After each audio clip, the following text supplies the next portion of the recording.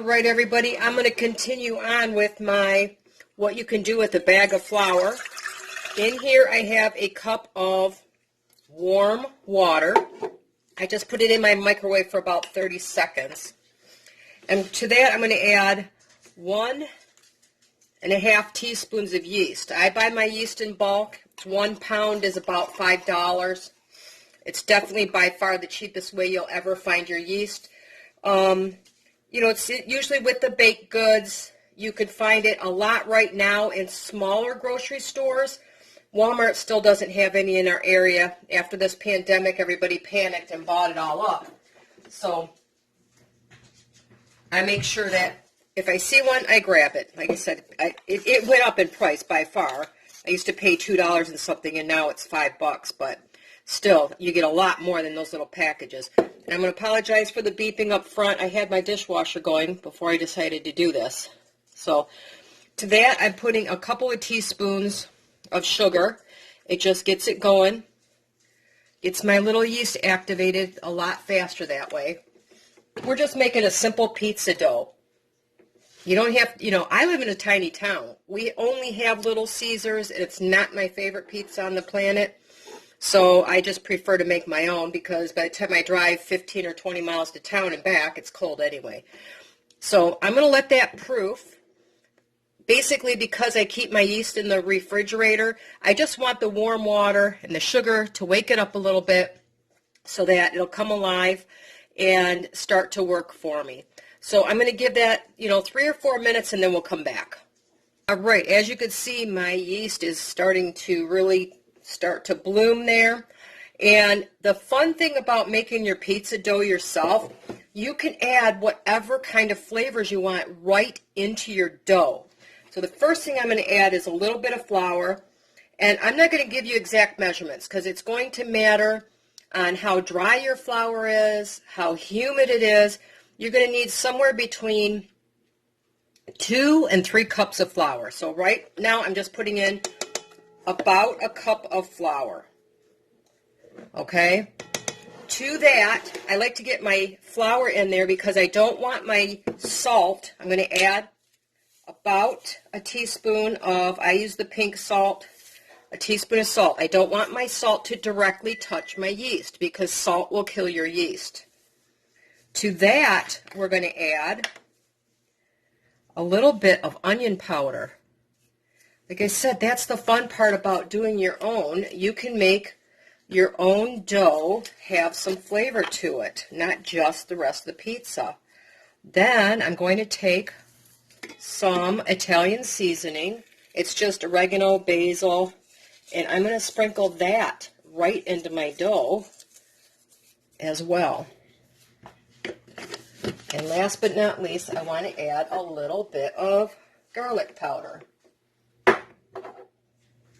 because I happen to like that in my pizza.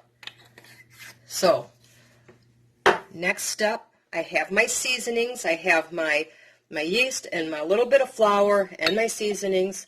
I'm just going to put my hook on my KitchenAid.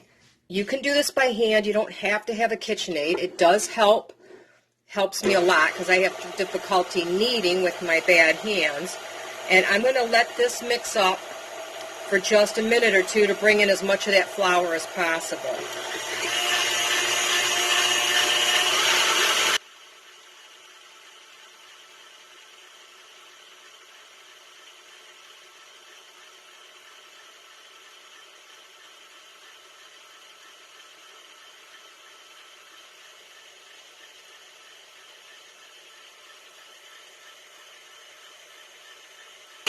Okay, I don't expect it to take all of that flour up off the sides yet.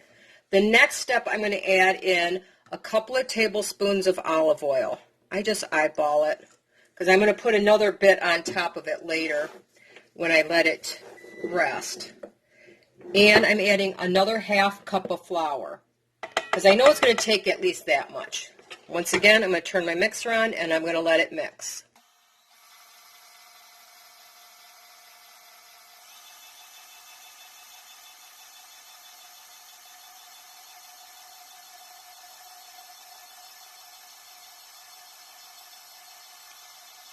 Okay, as you can see, it incorporated, this time it pulled all that flour off the sides. So what I do next is I get another half a cup, but I don't put the whole thing in. I just start putting portions of it in. I'll take a cup, probably, it's a little less than a quarter cup out of my half cup, and I'm going to mix that in.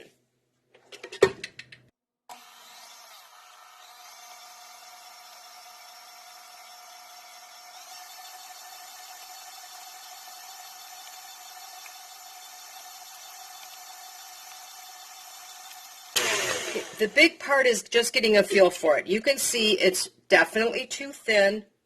It's too sticky at this point, so we're going to add another couple, this is a teaspoon, a couple heaping teaspoons of flour in there, and we're just going to continue to mix it.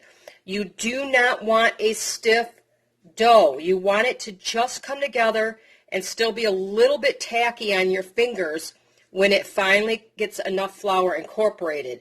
And I'll continue to add this flour and mix it together until we get to that point, and I'll show you what it looks like.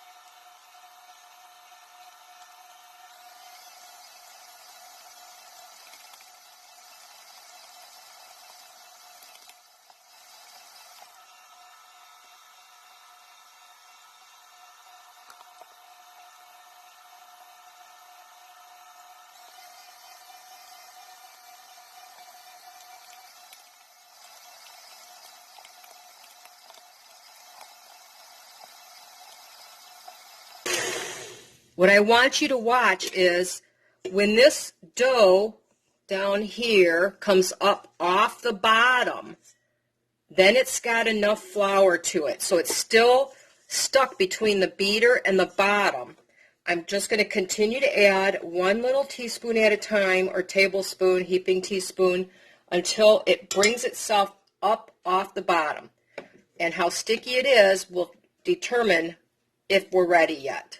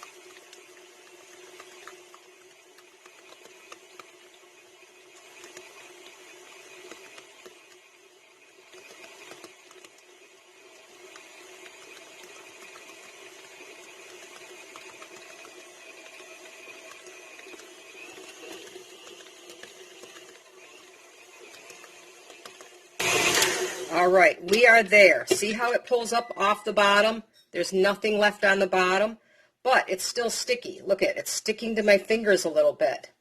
It's going to, I expect it to. Okay, I don't want it too stiff. That's the worst thing you can do with your dough, is to add too much flour. So the next step is I'm going to put my mixer on, and I'm going to let my mixer do the work for me. I'm going to let it knead on medium speed for about 5 minutes. If I need to sprinkle in just a little bit of flour at the end, see, that's sticky, but it's not sticking too bad to my fingers. I can get it to release. I want that little bit of stickiness because it might stiffen up. It could loosen up. It could stiffen up as it needs, but we will determine that in the next couple of minutes here. All right, that's been about 5 minutes. You could see it did make it a little bit stick to the bottom, but it's still sticky, but not sticking really firm to my hands. The last step is I'm just going to pour a little bit of oil, a couple of teaspoons in the bottom, take my dough off the hook. Let's put it down on that oil, and I'm just going to toss it in the oil for just to coat it. Probably used a little more than I needed, but it won't hurt anything. And now I'm going to cover it. I'm going to place it in a warm place, and I'm going to let it rest for 20 minutes. The gluten needs to relax a little bit. It's gotten very stretchy, and it's very elastic right now. If you try to roll this out, it's going to spring back and try to not let you push it out into that beautiful pan that you want your pizza to be in. In the meantime, warm your oven to 425 degrees, between 425 and 450, and so it'll be ready to go once you're ready to actually bake your pizza. All right, I let my dough rest for a while. As you can see, it's really nice. It's not springing back too bad. It rose a little bit, and I'm just going to take it. Sorry, I forgot to turn the dishwasher off. I'm going to take it and I'm going to press it down into this pan. My pan is really old, and it's kind of that stuff that won't ever wash off anymore, so I just put a piece of parchment down or a Silpat, something like that, silicone sheet. But you can see how it's pretty easy to press it down into shape of my pan. It doesn't come back too much into a ball. If you don't rest it, it's not going to want to press out quite as easy. So I'm just going to press this down into my pan. Then what I do before I put my toppings on it is, because, you know, we don't have the super, at least I don't have the super heated ovens like they do in the pizza shops. I put it in for between 5 and 8 minutes, and I pre-bake my crust, because I tend to get my crust a little bit thick, especially around the edges, just because that's the way we like it. It's kind of a halfway between a deep dish and a regular pizza, I guess, if you want to say that. And as you can see, it presses out super easy. And I'm going to take a fork, I'm going to punch a bunch of holes in it. I'm going to pre-bake it for 5 to 8 minutes. Depends on how fast my oven preheated here. Some days it goes better than others. And look at all that wonderful little flecks of garlic and oregano and thyme. All those beautiful Italian seasons in the dough itself. So you actually get that flavor.